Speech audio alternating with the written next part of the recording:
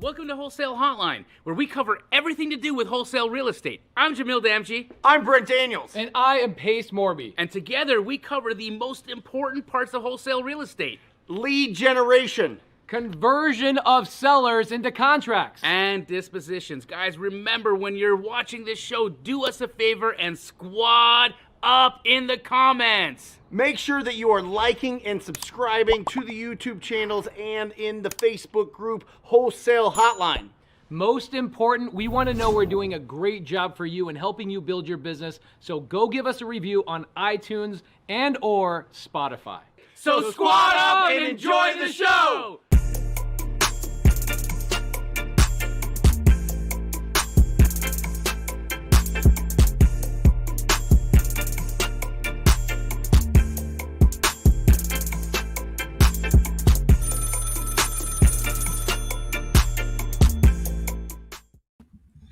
Welcome to Wholesale Hotline number 157. Doesn't matter if you're just getting started or if you've done thousands of deals. There is going to be something from this next 90 minutes that you can take and implement into your business right away. I am sitting next to the greatest wholesaler of all time. Yeah! Jamil Damji. Say it again! Keegley. Astro. Thousands. Millions. Boom. I am Brent Daniels, Mr. TTP. Yes, sir. Mr. Talk to People, and we are excited. I am telling you what, it is hot out there right now. Yeah. The real estate market is hot right now. It is. It is Interestingly hot. Every single deal that we have been following with our cash buyers is getting multiple offers on their flips. Multiple offers. Wow. And when they're turning it over, Yeah. we sold it to them 3 months ago, 6 months ago, 5 months ago. Every single property, multiple offers in Phoenix. You know what else I'm seeing? Okay, so had a great conversation with Monique Walker this morning. Yeah.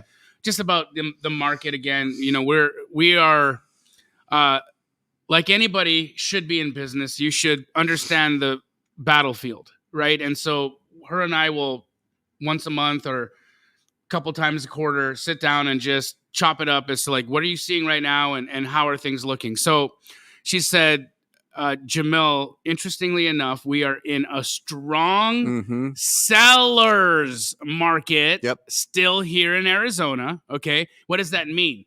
That means that we have just over 3.5 months of inventory available. Right. That's not a lot. No. A balanced market is 6 months of inventory available. So if you think about that, 3 months of inventory means you're in a hot seller's market. Just over 3.5 months of inventory means that you're in a strong seller's market. Days on market right now are just over 60 days. So length of time has expanded from what we saw in the previous height of the market. Sure. But what's 60 days, bro? When your average day on market is typically 90 on a single family residential home. So we're still well below the national average. And then looking at that, the number of pendings and how fast homes are going under contract. This is not only in Phoenix, Arizona, this is nationwide. Yeah. That there has been a dramatic spike in the number of pendings across the board in every major market across the country. So let me ask you, have you been doing more deals this January than last December? If you're not, what are you not doing? What are you leaving behind? What efficiencies, what opportunities, what methods are you not implementing in your business right now that is keeping you from doing dramatically more business? Have you implemented any changes in 2023? Because Brent runs one of the most efficient wholesale teams I've ever seen. They're loyal, they're efficient, they crush it month after month, week after week. The same people are going to be in this office. Like it doesn't have high churn. He doesn't have people coming in and out and folks leaving him to go start competing wholesale operations. No, Brent runs a family wholesale business, and it's literally like he treats it like his family, and that's why it's always here. But you have to have pivoted. You've had to have done some things to survive and to have grown into 2023. Help us understand behind the curtain of what this Wizard of Oz did. Well, number one thing Yeah. is go back to our dead leads in our database and revive them, right? All the people that were hanging out, all the people that were saying they were going to think about selling it or whatever, and the timeline was way too far out, are now coming out, and those were popping, right? Yep. Not only that, but texting has been really good this year for us. Great. Really good. We use Launch Control for that. They do a fantastic job. And that one's picked up, at least, when you do a few deals in January, you're like, oh my gosh. Because in 2020, we did $500,000 in texting. That's the earnings that we made. And in that was 2021. In 2022, it was like 40 grand. Oh, wow. Like 10% 10%. less than 8% of what it was the year before. So I think a lot of things were going on with the carriers. They were blocking a lot of things. I think the technology needed to figure out how to actually deliver the text, and I think they've done a good job. And we were using batch leads before. They've really backed away from wanting to get into the nitty gritty with what's latest and greatest and what's really going to be a solid texting platform, and led to the rise of Launch Control, which has done fantastic. So they've been going really, really strong for us. We've got a couple full-time texters that send it out, and then they'll filter through the leads, get it to Chad, my junior acquisition manager, and he filters it, gives it to Ryan, who's our closer, our main acquisition manager, and it's been going fantastic. So Amazing. I think texting's back up with people that really know what they're doing. Make sure that you're getting real phone numbers, though. Yeah. Do not get bad data. Yeah. Stick with batch, skip tracing, or batch leads for the data there with the phone numbers. Don't just upload a bunch of That's if you're going true direct people to seller. search. Yes. Yeah, that's if you're going direct to seller. Yep. Guys, it's really important. Don't waste your time. Don't waste your money. It's really important that you have good phone numbers. If you're going direct to seller, I couldn't agree with you. I couldn't agree with you more. So those are the pivots you've made. The going back. I mean, listen, there's principles to this business. Yeah. Number one principle is you have to talk to people. Yes. All right. I've got it on my shirt. I've got it everywhere. I've been talking about it for a long time. It's a mantra. It's a motto. You have to talk to people. I don't care if they're agents. I don't care if they're other investors. We broke down the 3 ways that your business gets these deals coming in, going direct to the agents, getting agent referrals, right? Or getting referrals from other wholesalers, investors.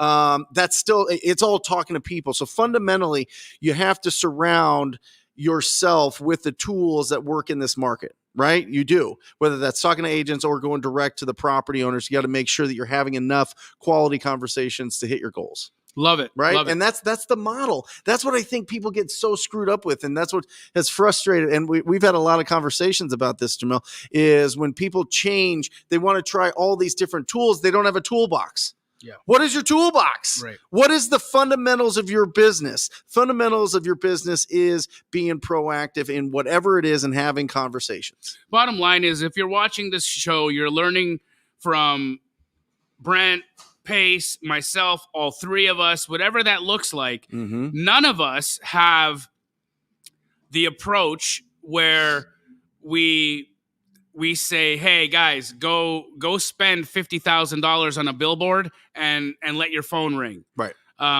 We are teaching a proactive, get your elbows dirty, get into the business. Don't spend a bunch of money, but spend time, learn the fundamentals, become a communicator, do proactive outreach, right? Our models are different. Mm-hmm. Brent's direct to seller. Yeah. I go direct to agent, right?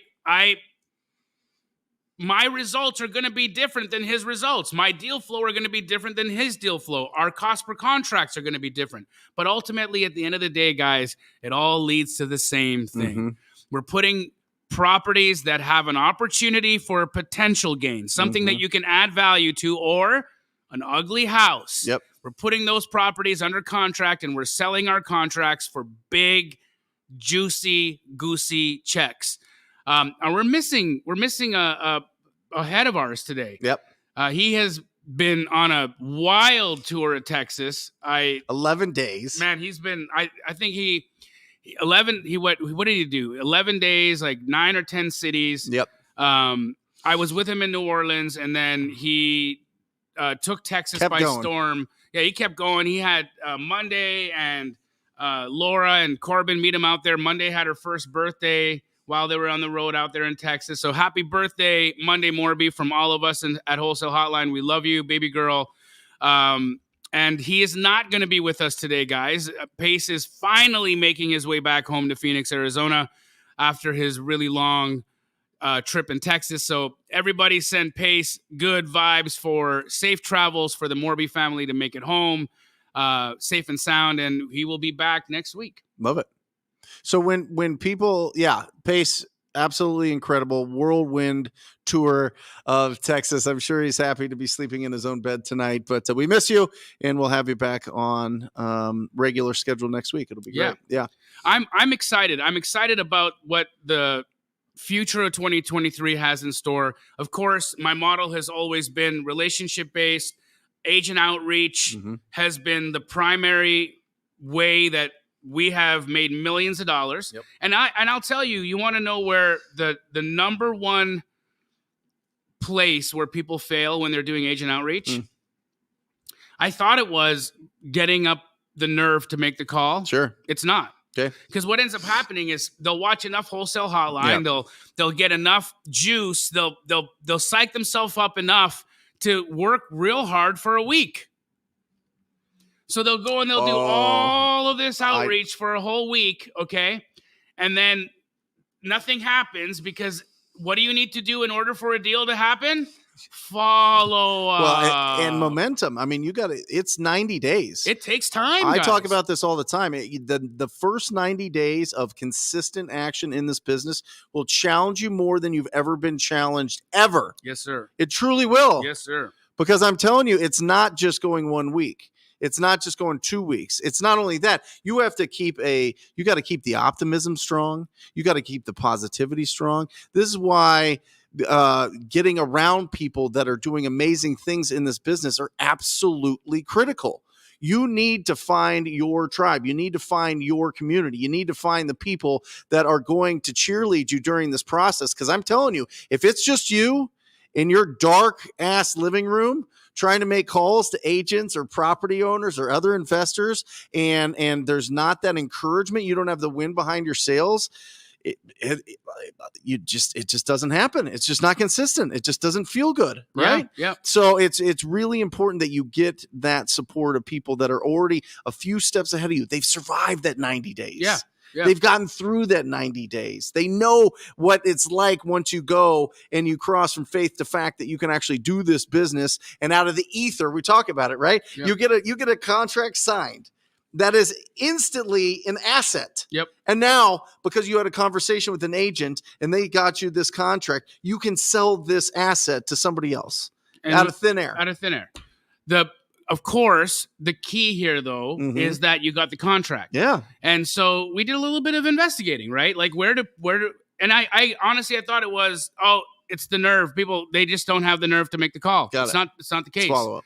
It's where they all die. Yeah. Why? What do you think? Consistency. Yeah. And it's not, the gratification isn't instant, right? And so I'm saying this from the deepest, empathetic part of my being. Guys, stop giving up on yourselves. Give yourself enough time to prove yourself right. Give yourself enough time to prove yourself right. God didn't put the motivation or the inspiration in you to have financial freedom and to go build a kick-ass wholesale business because you couldn't do it, right? Like you didn't get this desire because you suck. Yeah. No, you have this desire because this is in your life path. This is meant for you. You can actually accomplish this. You're learning from 3 of the best in the business, and you've got thousands of people out there who want to support and help you and work with you. But you have to remind yourself that you've got to show up, and part of that show up is the follow-up. Here's another piece, dude. When we have people who say they don't work for our organization, we have to let them go part ways, right? Sure. And we go back and we look at the only reason why somebody doesn't work is it didn't work. They didn't work. We didn't work. And it didn't work. Right. It'll work if they do. Well, anyhow, I want to be as politically correct as possible. I don't, who knows why somebody doesn't get success. Yeah. Here's what we found. Overwhelmingly, the people that ended up leaving, their follow-up game was practically zero. Yeah. So what we had is we had reps go in, take over those accounts, and begin following up. Magic. And like magic, Brent, like magic, the business can start right back up again. Yep. So if you have not figured out in your business where you're fumbling the follow-up as your first thing to do, looking at what do I do for the rest of the week, figure out where your follow-up game is right now and how you can make it more efficient. I promise you guys, there's millions of dollars in your follow-ups, and if you are not getting this part down right, you are leaving so much money on the table. Yeah, you got to pre-qualify. You got to pre-qualify the people that you're speaking with based on the condition of the property, their timeline to sell that property, their motivation to sell that property, and their price. Not only that, but are they going to do business with you? What's the likelihood that they're going to do business with you? I think that the biggest issue with lead follow-up is leads make you feel good. Yep.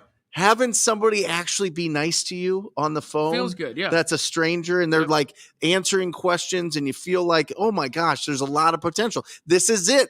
I'm finally getting in the game. I'm finally going to go on an appointment and this is going to happen. Yeah. Right? Yeah. And you don't want to lose that. No. So you never call them. Right. Because you never want to know. You never want them to say, I sold the house to somebody else. Right. Or I don't want to do it right now. Or I want too much or whatever else. Professionals disqualify as fast as possible. Yep. That's the truth. I mean, real professionals disqualify as much as possible to make sure that it leaves room for the people that'll actually do business with you. And that's really, really, really critical. And when we're starting out, we just want to rush out to any property that people are being nice and having a good conversation with us. And they're like, yeah, come see the property. And you can tell me what you're going to offer and it's going to be great. And you can tell me all these things. And you're like, okay, I'm going to go right now. And then you go out there and they don't want to sell it for a year or they want double Zillow. Yep. The double Zillow seller. Right. You know what I mean? Right. The fantasy land that seller. could have been avoided. And the trip, in fact, I still teach it and we still have the rule at our office. You are not doing a property visit unless we have a property under contract. Sure. And I explain this very easily to any seller or any agent who has an opposition to it because opposition happens. Mm-hmm. And I explain, listen, when we come in full force. Yep. And it is irresponsible of me to bring my entire team to take them off the jobs that they're working on right now to come and look at a potential deal that we haven't even got under contract with you yet. We haven't established numbers. I have a very good way of knowing how much things are going to cost for me based off the pictures that you've provided me. Yep. So unless there's something there that you're hiding, which I don't believe you would do, I think that I've done as much due diligence as I can do up to this point before we go under contract. Going on the appointment is just the natural progression of great lead follow-up. I mean, you're just going there to get the contract signed. You know what I mean? Right. Like, I get it. Some people want to run out there and they want to build the rapport and they want to see what's going on. And maybe they throw out a high price, but there's motivation there. Sure, go in that appointment, especially if it's an ugly house. Yeah. You're not going to be able to sell it to anybody that can get bank financing. So they eventually have to sell it to somebody with cash anyway. But you have to make sure that you're doing your pre-qualifying, you're doing your lead follow-up, and you're getting advanced agreements. Listen, we've talked about the price that you wanted. Yep. We talked about when you wanted to close. Yep. We know it's going to go through this title, Fidelity title. When I come out tomorrow, is there anything stopping you from moving forward and signing the agreements? All the necessary brother. This is such an important piece. Actually, Steve is going to be presenting at my Mastermind this upcoming weekend. I'm happy about that because, look, if there's Steve Chang? Yeah. If there's a sales trainer I think is worth his weight in this business, it's Steve Trang. I mean, he is one of the most uninteresting people to talk to. I mean this in the most kindest way possible. I love Steve. He's a brother of mine. Yeah. But he is flat, bro. Like, yeah, he's dry. He can be dry as, but the fact that he's a sales monster and he doesn't have to have any like special gimmicks or like opening lines or like, funny ways that he gets people to across the finish line. Right. No, he does it with like, it's basically like, who's that comedian back in the day? The monotone, Ben Stein. Yeah. It's basically he's wholesale's Ben Stein. Do you remember that show? Oh, of course. Yeah, Ben Stein's money. Yeah, that's it. Awesome. I love you, Steve. I did not mean that in a mean way at all. No, he gets it. We call him Party Man because he loves to party. Oh, right. Yeah. Guys, Anyway, get your questions in the chat. We're gonna There's some great ones. Somebody asked a great question earlier. What do you say when you call somebody, it's a probate, and they say that the owner has passed away? Well, first of all, if you're going after inherited properties or probate properties, a ton of empathy. Like an incredible amount of empathy. People are going through really, really, really tough time, and to just go in there like guns blazing with your personality and with your tone of voice is going to throw them off, and it's not going to work out well. So go in with a tremendous amount of empathy and just explain to them that you work with people that are going through what they're going through, similar situations, and you'd love to help and support them. And what is their plan? What are your plans with the property? And so if they're open to it and you're using empathy and you're using your tone, typically they're going to let you know. Have a good open-ended question there. What is your plan with the property? I was just calling to see what your plan with the property was. And then, if they're in a place where they feel like they can have that conversation, they're going to have that conversation. Right. And if not, just be like, listen, I do not I know this is a tough time. I don't want you to feel any pressure coming from this side of the phone. Also, just be a human being and ask if there's anything that you can do to help. Sometimes you're talking to somebody who is managing an estate remotely from in their own life, like their family member passes away. Now they've been named the personal representative of an estate. They've got their entire lives still going on in their world, and they've just lost somebody who they love. Yeah. Right. And so it's a sensitive time. Their whole world is upside down. They're being asked to perform a task they're not trained to do. This is not like you go to school and all of a sudden become a personal representative for an estate. No, this is like this happened because somebody like died and said that you were responsible enough to help them out after they passed. Right. So remember that, right? Have the feelings, have the empathy, and truly be of service. Like, ask what you can do. Ask what you can do. You never know. Somebody might just need help finding a locksmith. Somebody might need help mowing a lawn because the HOA is giving them fine after fine after fine after fine, and they're trying to get a hold of the HOA to figure out what's going on. But, oh, my God, if they could only find just a landscaper to help them out this one time because they keep incurring all these, like, ask the question, how can I help? Yeah. I'm so sorry you're going through this right now. Is there anything that I can do to help you? And then get into what you do and why you're even calling. Yeah. But be a human before you are anything else. Graydon, hi, I'm in Astro. I do agent outreach virtually, but locally I got my first deal using 200 Bandit signs. Congrats. 8K assignment. My question is, will 100 Bandit signs a week lead to a deal a month? Thank you. Well, Graydon, I think Bandit signs truly are effective depending on what market you're in. So a market like Phoenix, Arizona, the Bandit sign days have kind of passed us by, right? Why? Well, if you go outside and you look at any street corner, there's multiple Bandit signs there for every industry type. You're competing against political Bandit signs. You're competing against other people who are putting out Bandit signs. And also there's a lot of city ordinances that make Bandit signs illegal. That's why they're called Bandit, is because they're illegal, right? So, first and foremost, Graydon, I would suspect that where you put Bandit signs out, you're probably in a smaller market, and Bandit signs actually really work well in smaller markets. Like I asked Ty Flipman Taylor, and he's in what part of Alabama is he in? He's in Birmingham. Birmingham, yeah, he's in Birmingham, Alabama. But in little pockets in Birmingham, Bandit signs work. Yeah. Like they're the best thing. Yep. and nobody ever takes the signs down. I found rural it Yeah, works like better. rural and smaller towns. Bigger spread out spaces, it seems to work really well. You'll also not lose money to having to reprint and replace that Bandit sign over and over again. I'll tell you what, in a market like Phoenix, Arizona, you put a Bandit sign out on Friday, by Monday morning, it's gone. Yeah. It's gone. And they do multiple stings here in Phoenix where a bylaw officer will call you pretending to be a customer, and then they will slap you with a fine for the Bandit signs. They do it here all the time.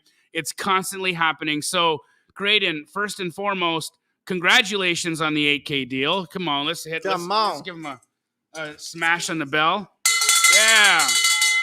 I don't know that you can say that there's going to be a saturation point for how many Bandit signs you can put out in that little market of yours, right? And so I would say be the Bandit guy in that market and have as many Bandit signs on as many corners as you can.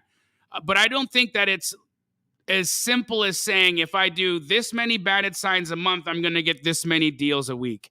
I don't think that you've got enough data, especially because of the nature of Bandit signs, that you can give yourself a metric like that. Like we can say on agent outreach, you have 50 conversations a day and you do that 5 days a week and you do that 6 to 8 hours a day. You can very easily do 5 to 7 deals a month. That is not a stretch. That is not, in fact, that's lower than what you can actually do. If you look at any of the Astro members that are crushing it, they don't have any more days in a week or hours in a day than you do.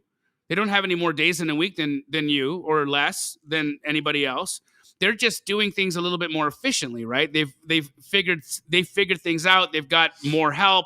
They've got assistance, whatever that is. They figured out how to be more efficient in their day, right? So what you want to do is you want to find what key performance indicators, what metrics can I bring to my business when you're talking about scale? Because that's what you're talking about. I want to do this and I want to get this result. I don't think Bandit signs is going to be in that conversation. And if you want to have that kind of KPI, you're going to be talking about cold calling. You're going to be talking about agent outreach. You're going to be talking about calling dead leads or how many offers you make on on-market deals. So that's going to give you more of a metric. That's going to give you a consistency metric that I think you're looking for here. Yeah. Graydon, first of all, shredded. Great job. Look at him. It's just absolute shred city. Wow. Look at this guy. Go get him. Second, listen, you need minimum 3 months of testing and preferably 6 months of testing. So if you're going to go with it, if you're going to go Bandit signs, then you have to in your mind think, okay, I'm going to be consistent with this for a minimum of 90 days. Okay. And test it out. The reason that we talk about just pick up the phone and make these calls to homeowners that own ugly houses or people that represent them is because you can leverage your time a lot faster than putting out 100 Bandit signs.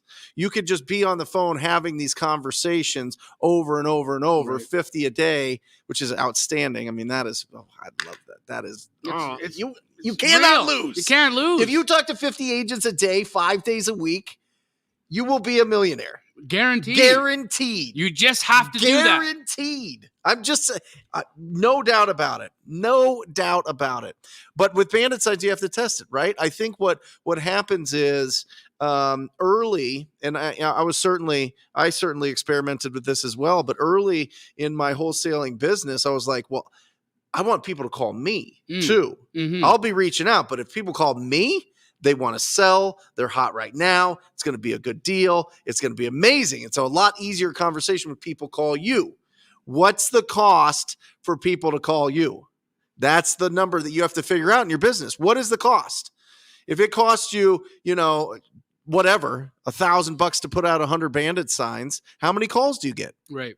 Right. I think Pace was, when he was with Homevestors. Yeah.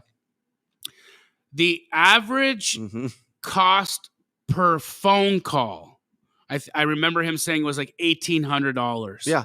And then, he'd have typically however many calls would lead to a contract. And Pace was one of the best in the country. He was in the top percentile of closers. And even then, his cost per contract was 10 grand. Can you imagine if you're just an average closer and your cost per contract is like $15 to $17,000? How are you going to make money? You have a job. You don't have a business. You have a job. Yeah, you have a job. Great question. Here we go. Michael, is it wise to close and take ownership of an off-market wholesale property and list it on the MLS with an agent for a 1% flat fee? This is certainly case by case, Michael. I think what you're referring to here is what would be called a wholesale, which is interesting. I try my best, Michael, and this is just our strategy in our business, to have as little risk as possible. Yep. So if I don't have to close on a property, the better. I will have a conversation with a cash buyer and tell them, hey, listen, we negotiated really hard on this deal. It's going to be a big deal.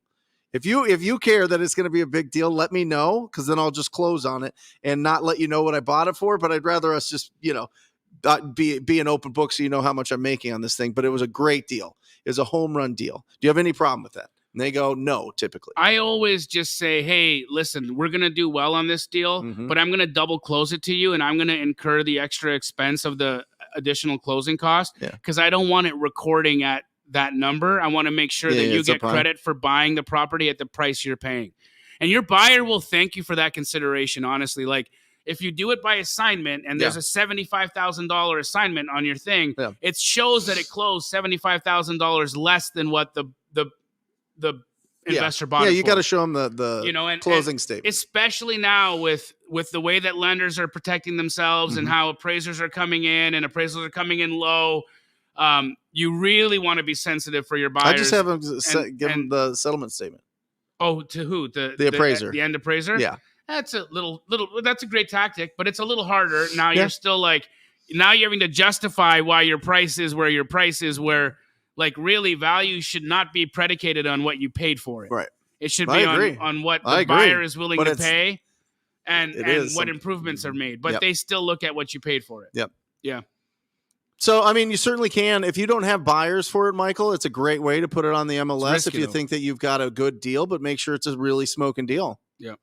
And I would honestly, Michael, I would have a relationship with an agent that doesn't just charge me 1%, because having a really good agent matters. Even if they wanted to charge me 2% or 1.5% or something like that, they're going to go to work for you, and they're going to find you other opportunities, especially if they're sending you deals and you reciprocate to give them the listing on something like a wholesale or a flip. If people get into that, having a really great agent you could make millions. And don't think that just because it's off market that it's going to be desirable. Right. That's not the case. Numbers are going to dictate 100% here, Michael. So, again, make sure you're buying it at the right percentage of ARV for its condition, for the market that you're in. And as long as the fundamentals are there, you should be okay. This is great. DCP-1. Love it. Tips to avoid screwing people over as a noob. Well, my first one is, why not start off with just being honest?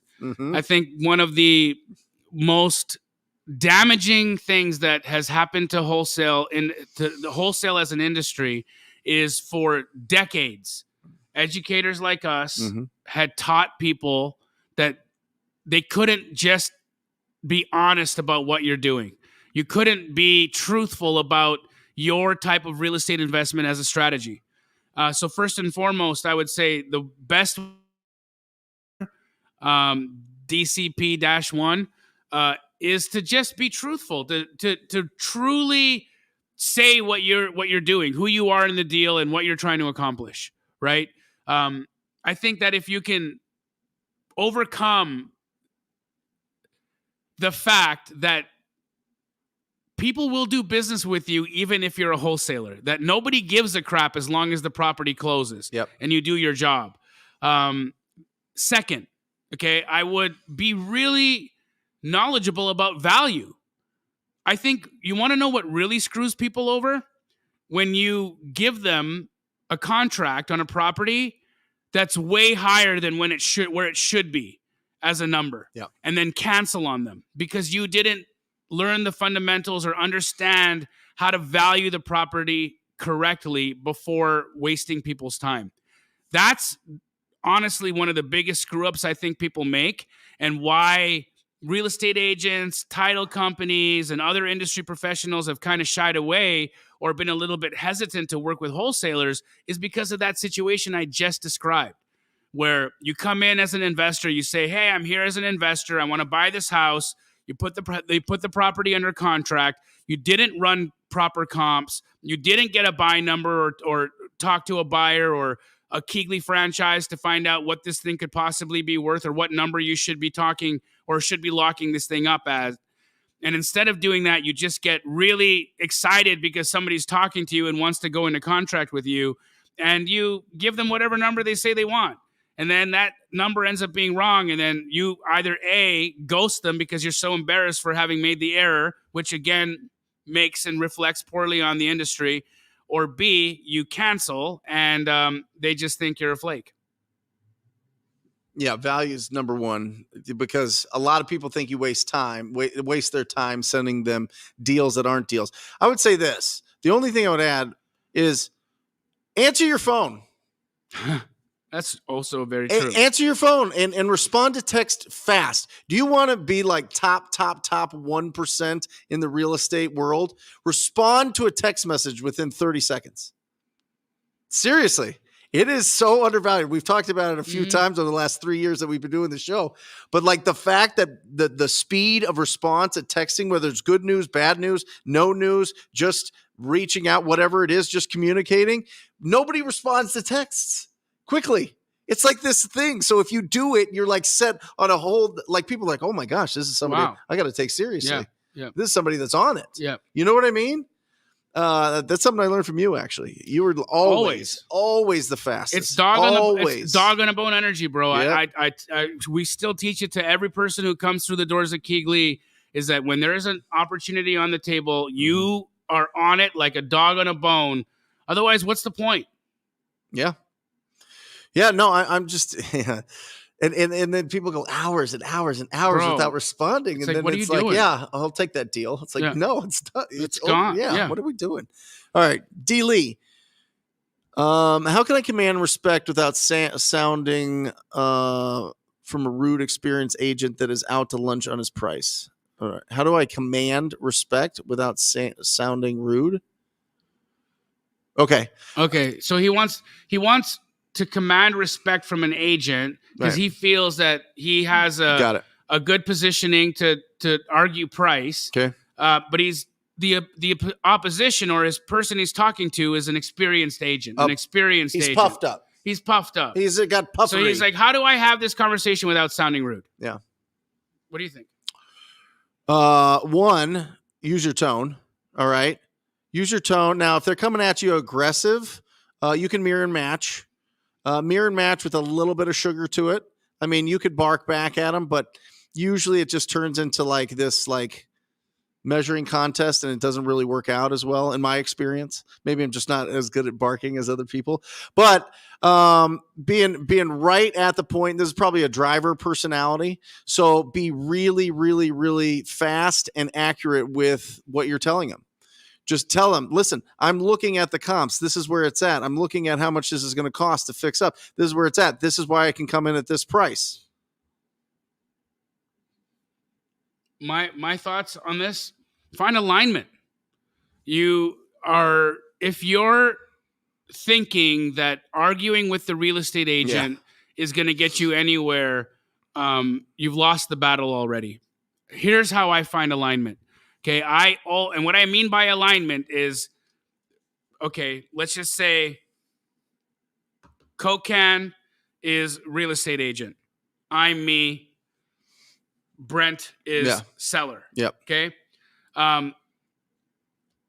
Obviously, real estate agent is sitting in this situation right now. They're aligned to you. Yep. Right, and they're your advocate in the deal. They're representing you in the deal. Yep. And I'm trying to come in and push, or I'm trying to come in with a number that doesn't make it feel like we're on the same side. Yeah. Right. So first thing I'm going to do is I'm going to align. I'm going to come sit on your side of the table. Love it. I'm going to say, hey, we're all on the same side here.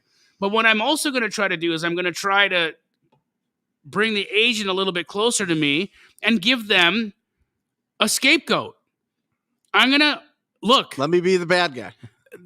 Hey, look, Mr. Agent, your experience, and I know you've done this a long time, and you've probably sold so many hundreds of deals that you know this house is about $100,000 overpriced. Yeah.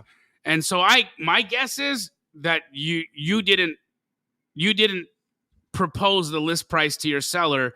My guess is the seller is driving price right now. So my question for you is, how long do you think this is going to last? When are you giving up, or how long do you think I should wait until I give up? Because I want to buy this house, but it's not going to be at this number. It's going to be at a number that's real. Yeah. I just want to know when you think your seller is going to be close enough to reality that we can make that transaction happen. And as soon as I give that agent, they're out, and I make the agent off the hook for the price. I make the agent and I friends. All of a sudden, they want to help me because you're asking them to go to their client and sell a number that they know is going to upset them. So how do that when you're arguing with them? You can't do that arguing with them. You have to be on the same side. You're going to be friends. I get it. Sometimes you're going to deal with just assholes. And then that's why you talk to 50 of them a day. It's a volume game. There's going to be some times that the rude, experienced agent is not going to want to be your friend. Move on, and that's fine. Do what you can to get aligned. Hit them with the facts. If they're not, then move on. Someone saying about my voice? What? Oh, thank you. There you go. Love you, bro. Jamil sounds like he's a horse. Yeah, guys, I just came off of COVID and gross. I didn't even get to enjoy the Super Bowl happening in our city here because of this stinking COVID. Sucks. You feeling better now? I'm great. There's those antibodies. Hi, Jamil and Brent. You mentioned seller market earlier. What does that mean, and how is it good for wholesalers? Well, great question. I think you should never look at anything like good or bad for wholesalers. Okay, it's every time that your brain is telling you this is bad for wholesalers, this is good for wholesalers, this is bad for wholesalers, and you're creating an opinion about whether something is good or bad for wholesalers, that's just an excuse. That's your subconscious mind kicking into gear to tell you why now is not the time to take action. I promise you that's exactly what's happening. Okay, so first and foremost, whatever that voice was that made you ask that question, understand that place is coming from a place of procrastination. Second, yes, we're in a seller's market based on the stats, but when we're talking reality, especially these houses that are in distressed condition and original condition or needing a tremendous amount of work, those houses are still sitting on the market. You want to know what houses are not sitting on the market? The gold standard comp, the fully remodeled house, the perfectly staged, perfectly photographed, well-designed, well-remodeled flip. That house is not sitting on the market. That house is going under contract and selling fast, which is good for us because that's our buyer. That means our buyer is getting in and out of their properties faster. But also, when we're in a market like this where there's confusion, and houses are still sitting on the market, if they're not in good retail condition, it gives you an opportunity because sellers don't even realize they're in a seller's market because unless your house is the best one or done real well, you're going to pay the price. And the price is a cash offer. Yeah, I think, listen, it's really interesting. In 2000, basically since 2013, but really since 2019, the market was going bananas. It was going like this. So when the market's going like this with the appreciation, especially once 2020 hit, the cash buyers in our market had to, kind of figure out where this was going to go so that they could get these deals. I mean, there was multiple offers on almost every single deal out there. And what happens when it starts flattening out is they were predicting that their return or they would be able to sell it for more, and then it flattens out, and then all of a sudden a bunch of them got caught in the second part of last year. What we're saying now is things have settled down. People have looked at this 6 months and have been like, okay, I can see the interest rates are going to be in that 7%, 6.5%, 7.5%, somewhere around that price. I'm going to be able to make decisions based on information that seems reliable. Correct. Which means that the cash buyers that got beat up or were sitting on the sidelines because they didn't want to lose all their profits that they just made over the last 3 years are coming back. So we're just seeing a lot more people interested in the deals that we're sending out than we were, basically like mid last year. Now, we still had really great buyers. We had some really great people to work with us to buy our deals. We're just seeing that there's more of them now. Big time. Yeah. Yep. So again, Zainab, I think just think of this in terms of more action means more buyers means more wholesale deals. It's great for us. There we go. Enrique, handsome gentleman, as a wholesale pitching a cash offer to an MLS deal, do I as a wholesaler need representation from a realtor to submit my offer? And how do I turn around and wholesale that MLS deal? Great question, Enrique. I would always suggest that you have representation on an on-market deal, and I would highly suggest that you have the listing agent represent you on that deal and have them be a dual representation situation where they're representing you and the seller. Some agents may shy away from that. Not every agent is open to dual agency. I'd say 1 or 2 out of every 10 agents have like nerves about dual agency and they just don't like it or they don't want to do it because of the liability or whatnot. And what I would say if that agent rejects your offer for dual representation is ask them for a referral. Say, do you have a friend or a family member that you want to refer me to that I can keep the business close to you? And why does this matter? Well, it matters because you're incentivizing the realtor. When you have them represent you and dual agency, they're going to be paid a commission twice. When you have them refer a friend or a family member, they're now going to have a favor in the bank with somebody that they work with that closely, right? For me, I'll take a favor with Brent Daniels as much as I'll take a $10,000 check.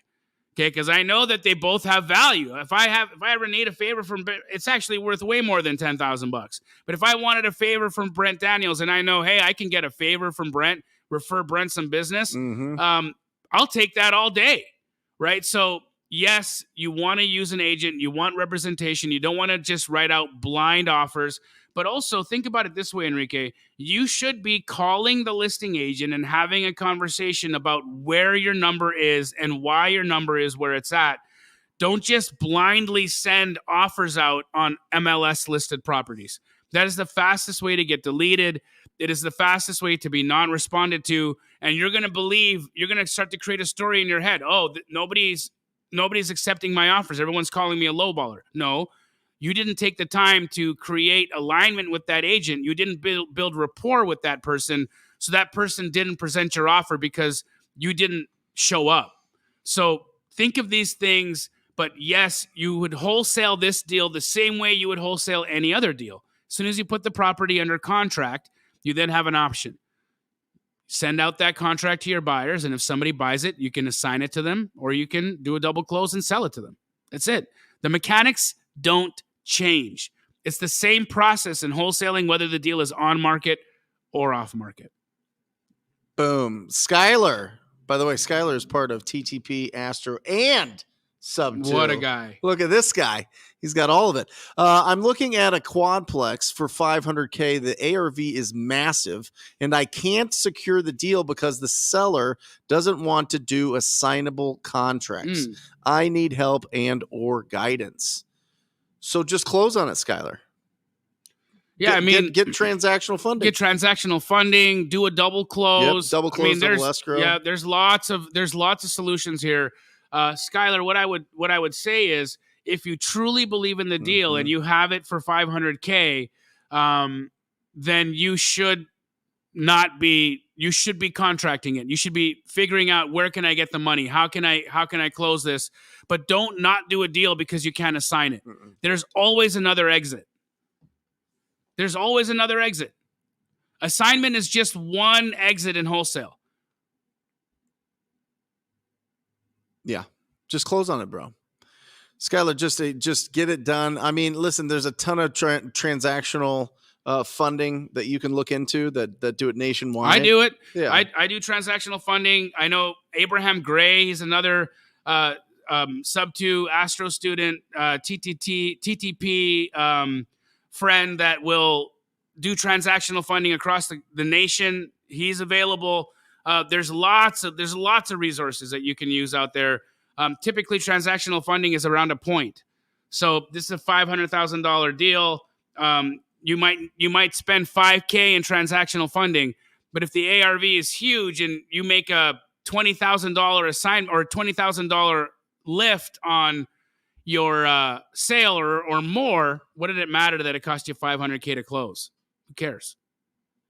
How about you go find the best cash buyer that buys multifamily in your marketplace and just go do the deal with them? You know what I mean? Yeah, that's also just you bring in the cash and pay me the whatever. Make it something reasonable that makes sense on what you can make on it. But if people are looking for the multifamily properties, they're going to buy it with cash and refinance with it anyway. And they've got the connections, they've got the cash. It's either sitting in their account or they've got relationships with the private money lenders in town. Right. Just bring it to them and be like, listen, I'd like to make something on this. They won't let me assign it. How can we do business? Yep. Or just do a double close or double escrow. Just find a title company that will do it. Also, will Fidelity do it? 100%. Yeah. Remember, having a non-assignability clause doesn't take away your inspection period. You still have time. Go lock that sucker up, get yourself an inspection period, and then let's figure out how to do the deal. But don't let that contract sit out there because you're worried about the assignability situation. That's just an exit. We can figure that out. Sorry, just going through. Guys, great questions today. Absolutely great questions. Kevin, you're absolutely right. If you're watching this without a pen and paper, you're wasting your time. Totally agree. I see a question here about intermediaries. Okay. From obscure, I don't know, somebody obscure. And the question was, what are your thoughts on intermediaries? I'm in Texas. So no dual agency, which actually there is dual ocelot. Obscure ocelot. Is that what's an ocelot? That's that cat. Oh, it's a beautiful cat. Yeah. Damn. I learned something. An ocelot is a type of cat. Yeah. Damn. Looks like a tiny leopard. Wow. They're wide. Yeah. How do you know this? I don't know. I think there was an ocelot. I think I have a friend that has an ocelot on Instagram. Really? Yeah.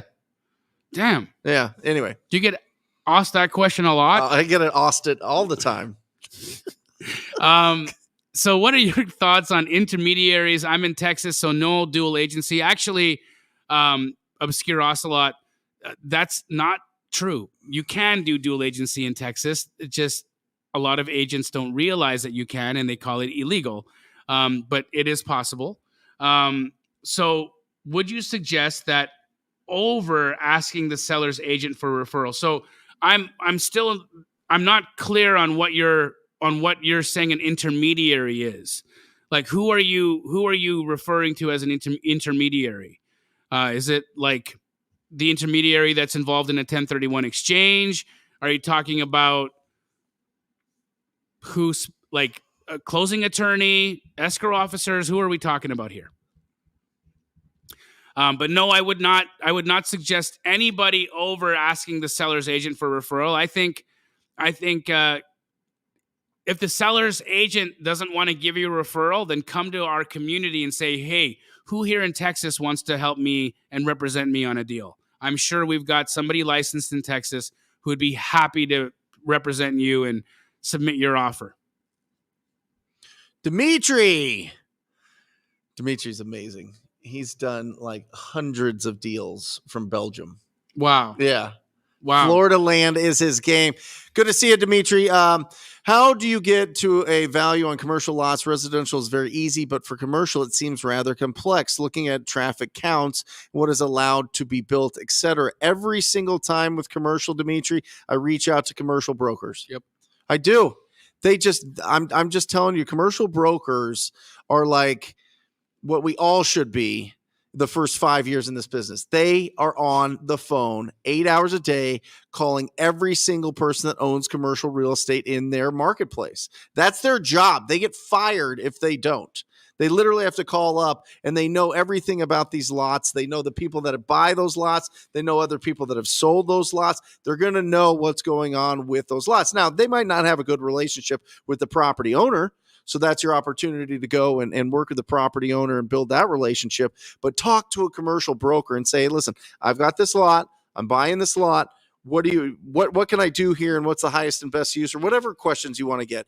Is this a good price? What can I sell it for? All those things, right? So, but just get their expertise, pull it out from the people that all day, all they do is commercial. Yeah. I mean, at the end of the day, commercial's value is based on its use case. Yeah.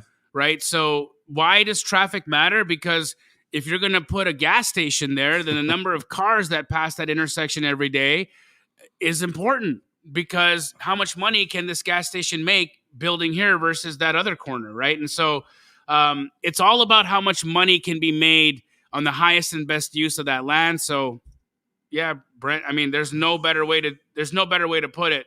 Talk to a professional in that space to get that answer. Look at handsome Dustin Williams here. Looking fly. This got to be a wedding picture, right? Or you think it's like a professional picture? What do you think? What's your take? I think that's it's looking good. I think his girlfriend shot that picture of him when they were standing outside their last date. You think he goes on a date like that? Maybe. This dude is next level. Maybe. Dustin, looking good on your dates. Giving him the best dressed guy in the benefit of the outfit. I love it. Dustin, let us know. Wedding, professional picture, or is it a date? Jamil and Daniel. Okay. If you had to start over, how would you... Daniels. You're Daniels. Yeah. Hey, I get it. Jamil and Daniels. Jamil. How would you chase your first deal? On-market deals using Privy, shout out Ryan Zolan, or agent outreach? If I had to start over, how would I chase my first deal? I would do a mixture of both, actually. I wouldn't do this or that. I think Privy is fantastic for finding good on-market opportunities. I'm so happy to have shown Ryan Zolan Privy so that he could have shown it to you. Shout out me. And also, agent outreach is a great way to spend the rest of your day talking to realtors to see what opportunities they have available coming to the market. I mean, that's just what it is. Yeah, Dustin, I would find an ugly house on a street, and I would go, and if I had $0, I would go to True People Search and just get their phone number and call them or knock on the door, and do that for every ugly house, at least 100 or 200 of them. I would go find them, and I would call them up, and I would see, when do you plan on selling this property, and start that dialogue right away. Now, obviously, when they're on market deals, they've already made the decision that they're going to sell their property.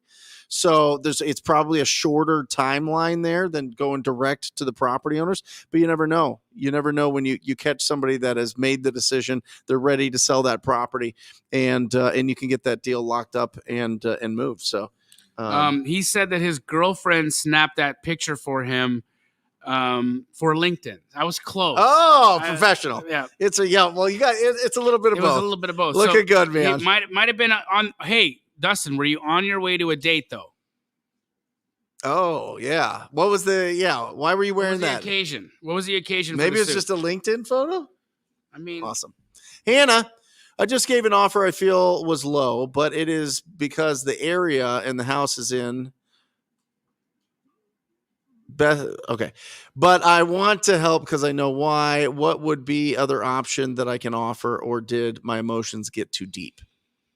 I think if I translate this, Hannah says she just gave an offer out that she thinks was low, but justified. Sure.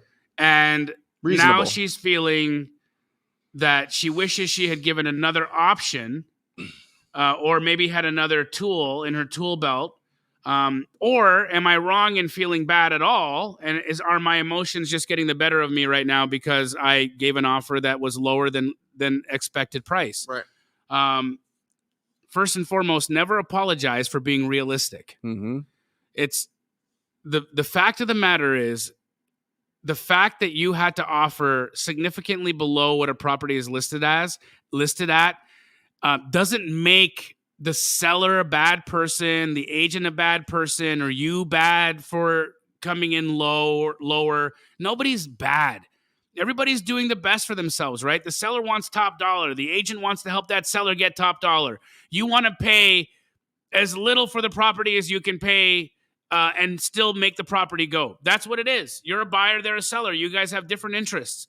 The facts are, though, is that if you're justified in your number based off the numbers and the fundamentals of comping, then you should have no negative feelings about it. Now, that's not to say that you couldn't have offered more.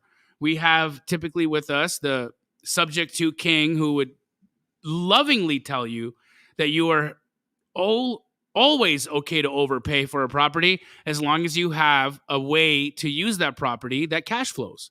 So ask yourself the question, could you have paid more for the property and been able to do that deal based off of a better use case for it? Is there a way to make that property cash flow? Or could you do that deal creatively through an owner finance or a subject to deal where you gave the seller more money and still made the deal make sense? That's, I think, where your line of questioning is headed. But I could be wrong. So, Hannah, if I butchered that, let us know. Yeah, and listen, you don't have to go at it alone. You don't have to know every single technique. You just have to build a really good relationship with that property owner. If they don't want to take your offer because they want more, then squat up with somebody that knows how to do creative finance deals. Yep. Like, you do not have to learn all of them off the bat. Agreed. to go out there and take action. I would say focus on one thing, squat up with somebody that's focusing on a totally other thing. You go after wholesale deals, they go after creative finance deals, and they help you on whatever transitions you need to make if it's going down that path, if they want more than you can offer them cash. And it makes sense.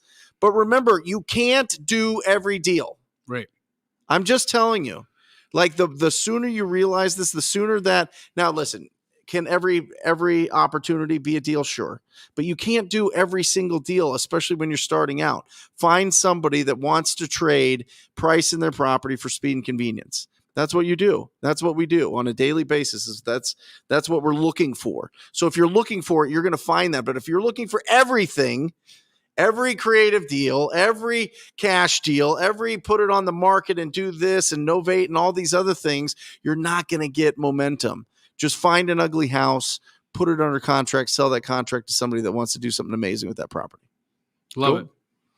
I got this one here. This is a good one. Nathan asked a great professional photos today. Look at these guys. Everyone's stepping it up. Jeez Louise. Hey, but Dustin did say that he's in med sales, so he needed to take a professional photograph, but he's also wearing shorts.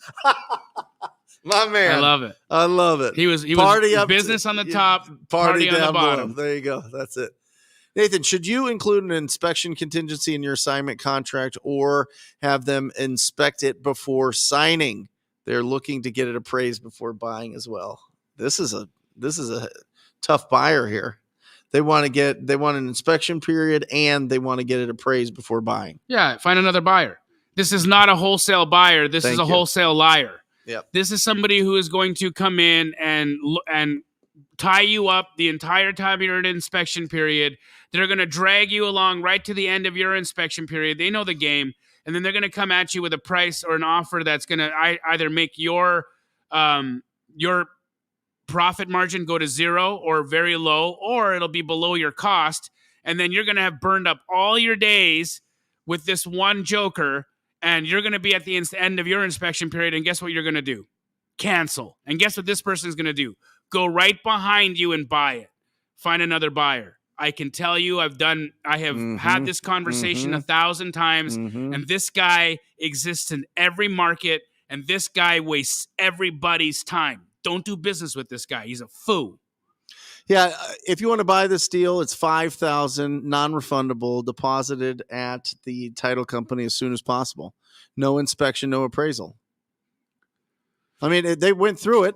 Yep. If they went through the property, that's what it is. And if it's a smoking hot deal, Nathan, you should have 2 or 3 other buyers that will just beat them like a drum. You know what I mean? If that's your only buyer, then either get a lot louder or reach out to talk Keegley. to Astros, talk to Keegley, talk to TTP. I mean, you TTP folks, we're doing so many deals with TTP students, by the way. I hear it all the time. So, hey, shout out all you TTP folks that have been squatting up with Astro people and all the sub-2 family members that have been squatting up with Astro folks for Dispo.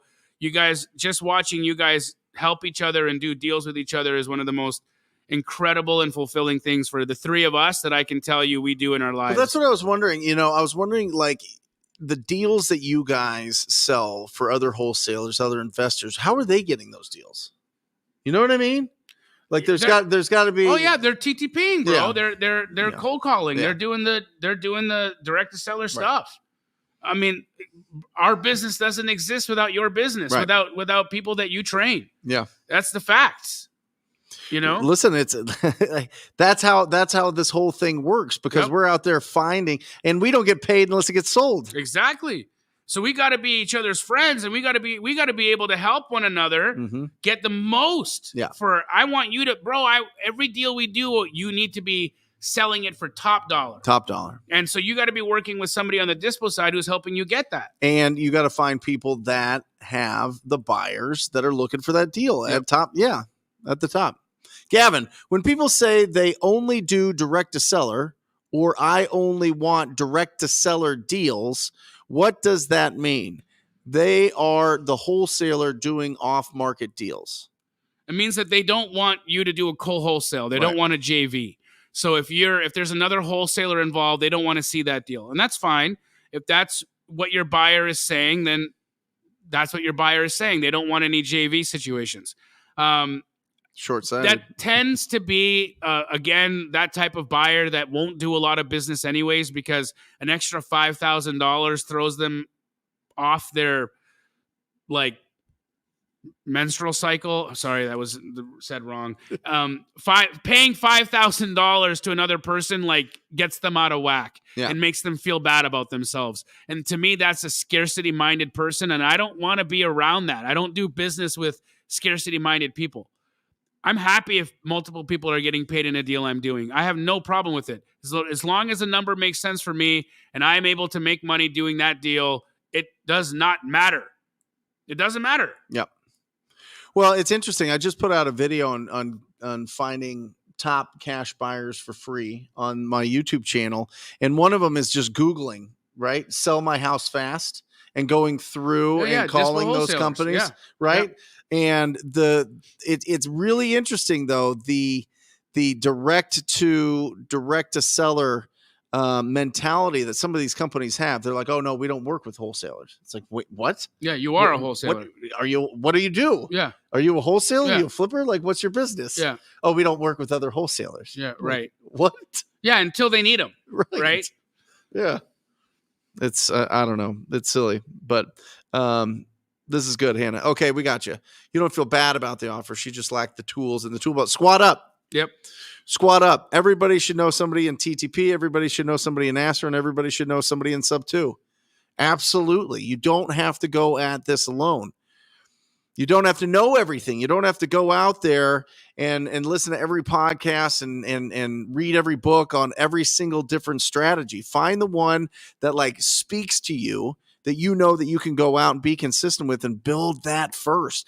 The interesting thing is, if you just focus on building your actual business of going out and finding discounted properties, then you can hire people for that eventually. Right. You can hire people that know every single creative deal that you could ever imagine. You could hire attorneys if you want. You guys do. I mean, you guys have attorneys on staff. You know what I mean? Like, but you started out, Josiah started out, Hunter started out going and finding all these deals, wholesaling, and then you built the biggest wholesaling business. We're still doing it. We're still wholesaling. I mean, fundamentals haven't changed. Fundamentals haven't changed. creative avoidance really sneaks in, and it comes to the form of education. And education will hold you back. It will. So just find an ugly house and go talk to somebody. Find a property that's been listed on the market that needs some love and go talk to that agent. And do it 50 times a day. Yep. And it's impossible. I don't care if you're the worst person on the phone of all time. Yeah. You will find opportunities. 100%. It's incredible. Actually, funny enough, we see all of these ways that people can avoid doing the work, right? Well, what if the work was done for you?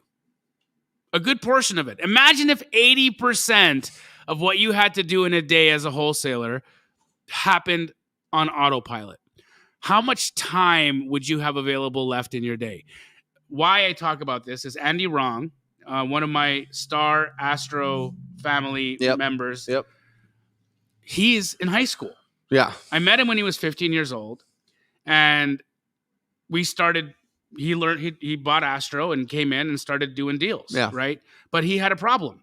He's like, I'm literally trapped in class, and it's illegal for me not to be in here. Yeah. I'm trapped in class like the majority of my day.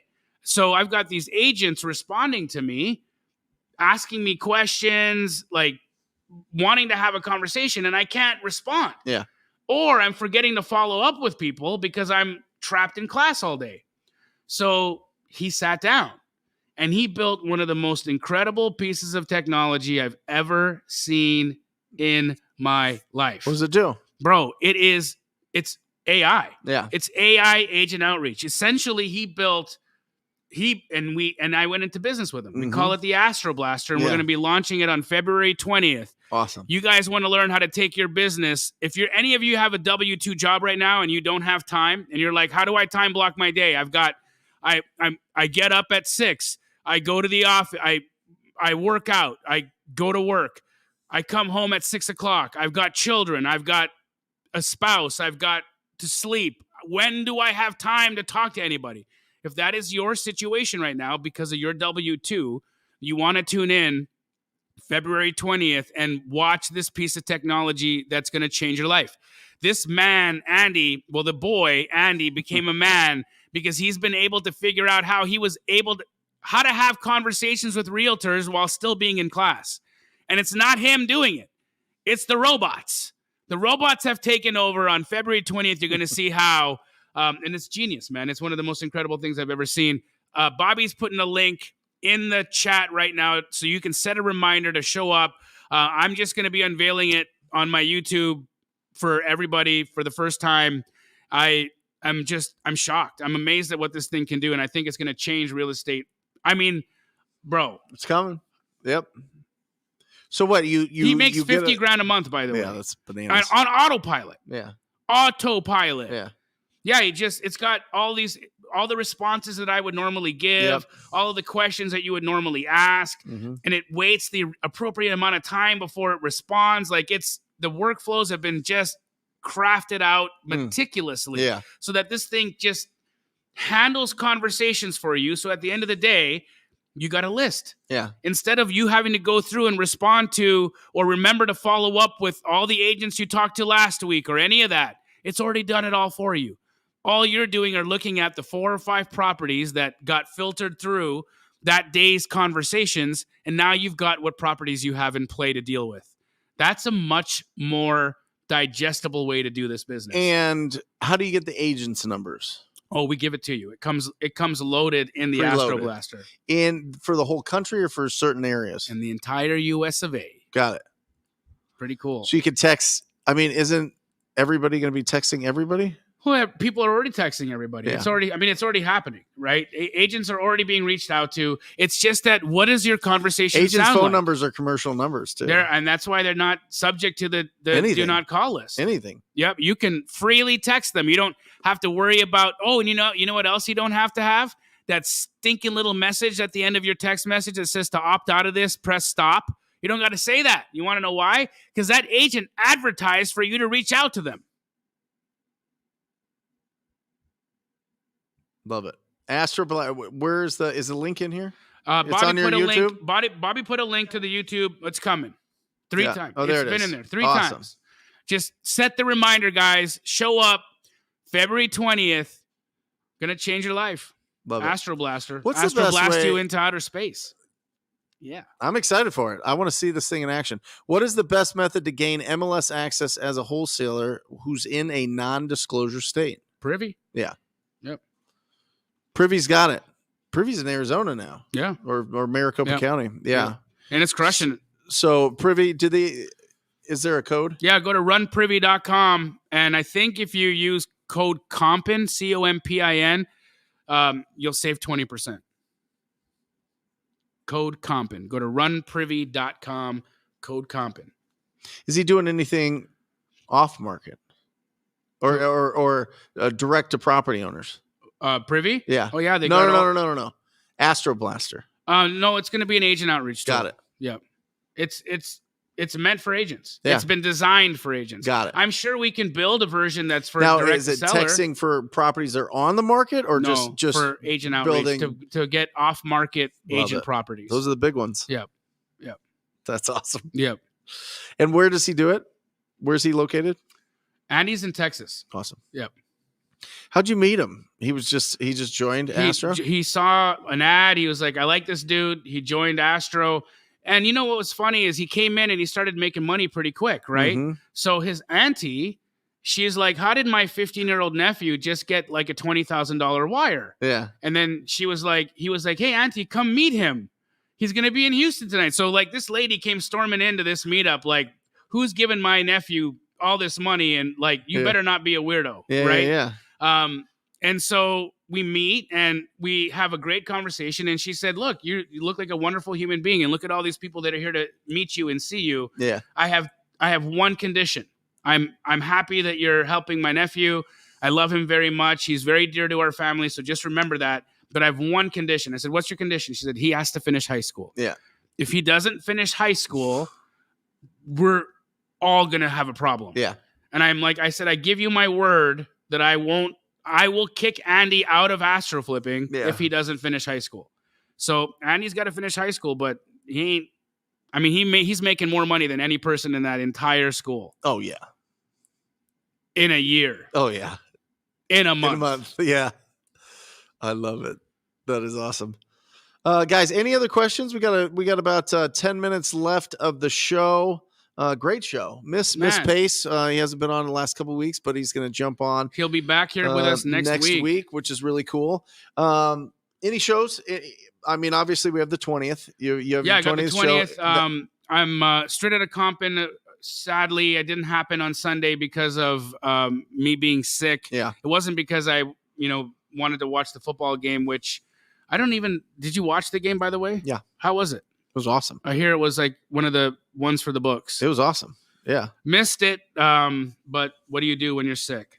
Yeah. It was the only full game I've seen this season. Oh, wow. Yeah. Wow. But we had a nice time. We had a nice barbecue and had some of the team over, and it was great. Yeah. I'll be doing Broke a bread. makeup straight out of Compton one of these days, guys. Just keep watching my YouTube, and we'll let you know what day that's coming. But every Sunday, I do straight out of Compton, and that's where we look at your deals. I show you how to underwrite so that you know what your property's ARV is and what number you should be locking that property up at. If you get those two things right, there's a very low likelihood that you'll cancel. That's just it. How about yourself, bro? Wednesday, we have a live show, 10 a.m. Mountain Standard Time on the Brent Daniels YouTube channel. Yeah. If you are not subscribed, please check it out and subscribe. If you get value, hit it, set up the alerts so that you know we put out new things every single day, getting real serious about our content, really getting into the nitty-gritty start to finish of deals, right? What list it came from, what the conversation was like, the recordings of the calls or the text message records, the conversations that my acquisition managers have. How did we dispo it? Who was the buyer? What was the strategy? All those things we're going to outline all of it and start doing more in that. Very, very Jerry Norton-ish. Great. You know just what I mean? unpacking it start to Just finish. unpacking it start to finish. And it's a lot of work. That's why we haven't done it. It's just been a lot of work. And we've been doing deals. We've been coaching. We've been doing a lot of things. But I think it's time to like really flesh that out. I think it's great. Yeah. It's such a wonderful thing to just have the creative freedom to do that. And then you have this beautiful space and that kick-ass team that helps you accomplish it all. So, That's right.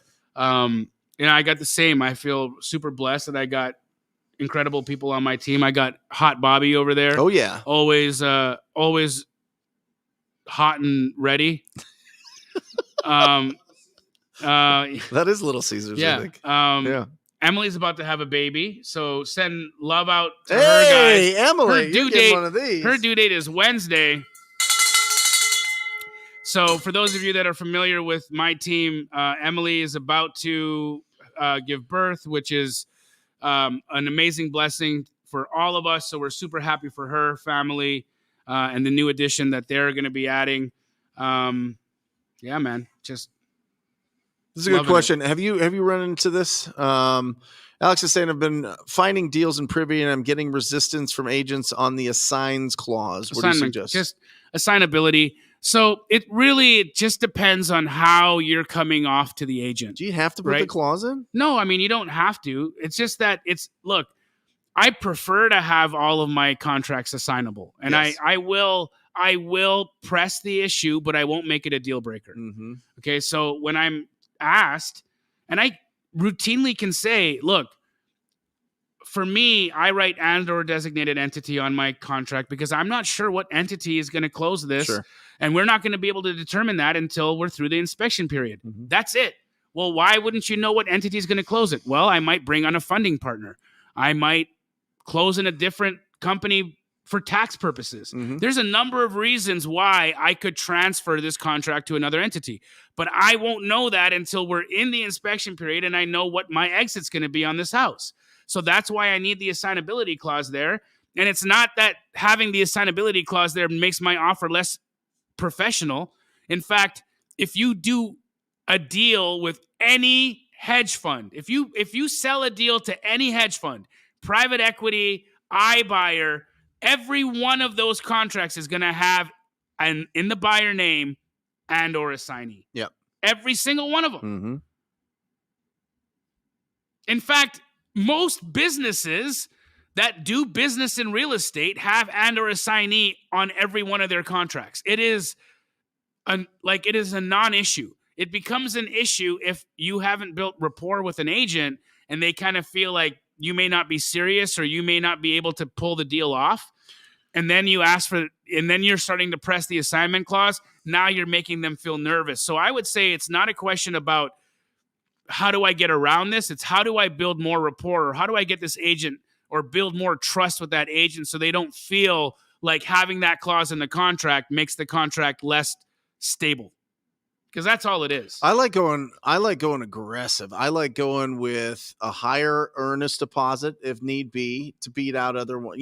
Because what's happening is with these properties that need renovation, they're getting offers fast and they're getting a lot of them, and the buyers are canceling because they're not buying it at a price that'll cause it to actually sell. Right. So these agents get mad. Yeah. And anytime they see a signee, they go, "Oh, you're not the buyer. You're just messing around. I can't let this happen to my client again." Yeah. Right. So they're feeling like, oh, okay, I got to protect him from all these people that are fake, phony buyers. I'm having these conversations with agents. Yeah. Oh, you're one of those phony buyers, right? Yep. And so if it's a really good deal, and it's got to be a really good deal, let me preface that, I would go whatever, 10,000 non-refundable earnest right now. I'll close this thing in a week. I'll close it in 10 days. I'll do whatever. Right.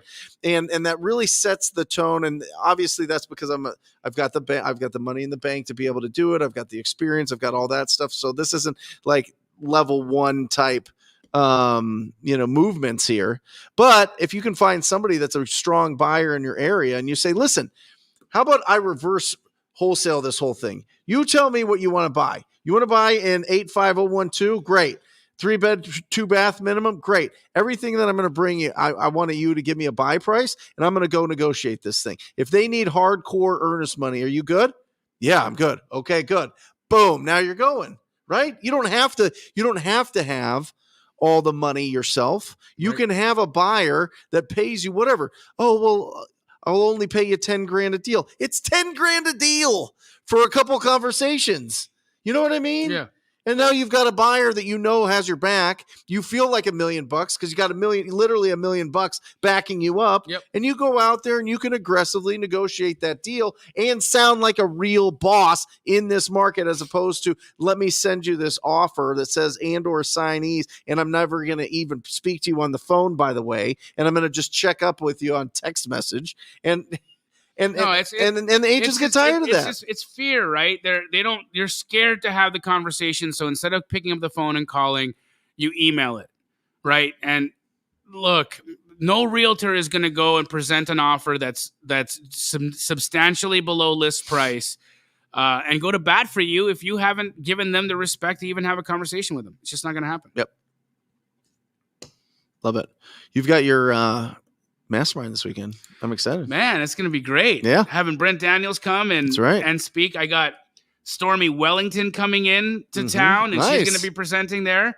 My COO of Key Glee is going to be, we're going to be doing. Now, the last time I was there was like a manual that you had that was like this thick. What is that? Which way? In your Mastermind, it was just a big, thick, manual. What is that? It's what they're learning. Everything, bro. The masterminds are insanely valuable. Not to mention the fact that people connect with each other. Right. Like every mastermind group, you see the people that came, they kind of grow up together in the community, and then they always they resonate with each other more, and they go do other things together. They form business partnerships together, and like you see new relationships form because of the mastermind. Yeah. So I really love the mastermind because it's just like a place to get like super connected. Yep.